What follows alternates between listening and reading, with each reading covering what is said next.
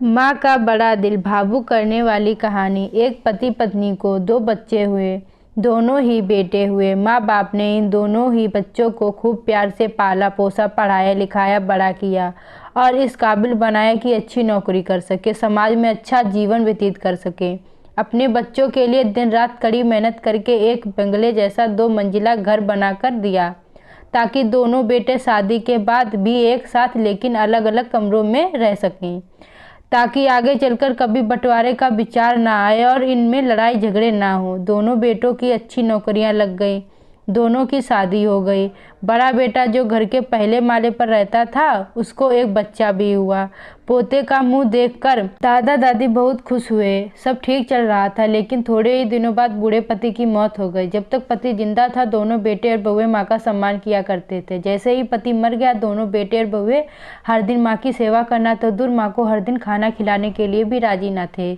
दोनों बेटे और बहुएं ने मीटिंग की और तय किया कि माँ को खाना खिलाने की जिम्मेदारी बांट ली जाए, यानी कि 15 दिन बड़ा बेटा और 15 दिन छोटा बेटा माँ के खाने की जिम्मेदारी लेगा।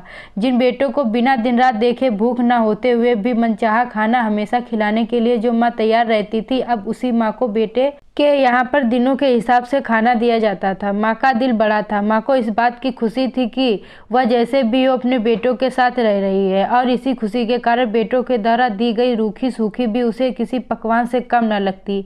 लेकिन दुर्भाग्य की बात तब हो जाती जब किसी महीने में 31 दिन आ जाते और उस दिन माँ को भूखा ही रहना पड़ता। एक बार जब बड़े बेटे के यहाँ 15 दिनों तक खाना खाने की बारी चल रही थी, तब बड़ा बेटा अपनी बीवी और बच्चे के साथ कहीं बाहर किसी फंक्शन में जा रहे थे। बड़ी बहू ने माँ से कहा, माँ जी आज खाना नहीं बनाया है, हम बाहर जा रहे हैं, वहीं खाएंगे, आप अपने लिए कुछ पका लेना और खा लेना। बूढ़ी माँ ने कहा, लेकिन बेटा मुझे तो गैस चलाना नहीं आता। बहू ने कहा, तो फिर ऐसा कीजिए कि पास वाले मंदिर में भंडारा लगता है, आप वहीं पर जाकर खा लीजिए, तो आपको गैस चलाने की ज़रूरत ही नहीं पड़ेगी। पास में ही खड़ा बेटा और पोता यह सब सुन रहे थे, लेकिन कोई कुछ ना बोला। बूढ़ी माँ को भूखा ही छोड़कर बेटा और बहू फंक्शन में निकल गए। माँ को थोड़ा दुख तो हुआ, लेकिन फिर अपने आप को यह सोचकर मना लिया, ठीक ही तो है, कभी कभी बहू को भी घर के काम से आराम मिलना चाहिए, और भगवान का भंडारा खाने का सौभाग्य किस्मत वालों को ही तो मिलता है। माँ खुशी खुशी मंदिर में जाकर भंडारा खा आई। कुछ दिन ऐसे ही बीत गए।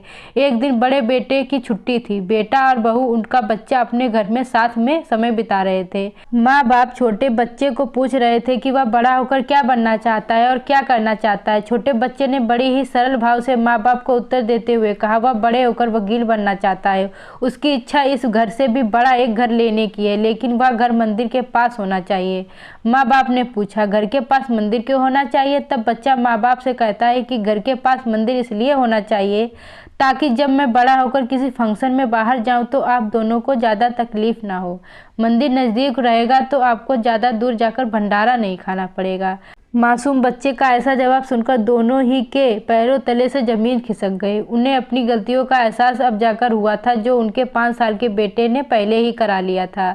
दोस्तों, दुनिया के हर माँ बाप यह सोचकर अपने बच्चों को बड़ा करते हैं कि वह उनके बुढ़ापे की लाठी बनेंगे, ना कि वह लाठी बनकर उनके ही पीठ पर बरसेंगे। कर्म का चक्र निरंतर घूमता रहता है। दोस्तों, आज जो हम दूसरों के साथ कर रहे हैं, आगे चलकर तुम्हारे साथ ही वही होगा, यह तय है। मैं जानती हूँ दोस्तों, यह माँ की भावुक करने वाली कहानी पढ़कर आप भी भावुक हो गए हैं। मुझे लोगों तक यह संदेश पहुंचाना था कि हमारे भारतवर्ष में जिन माँ बाप को भगवान का रूप कहा गया है, उनके साथ आजकल ऐसा व्यवहार हो रहा है, वह नहीं होना चाहिए। आपको यह वीडियो अच्छा लगा हो तो वीडियो को लाइक करना ना भूलें।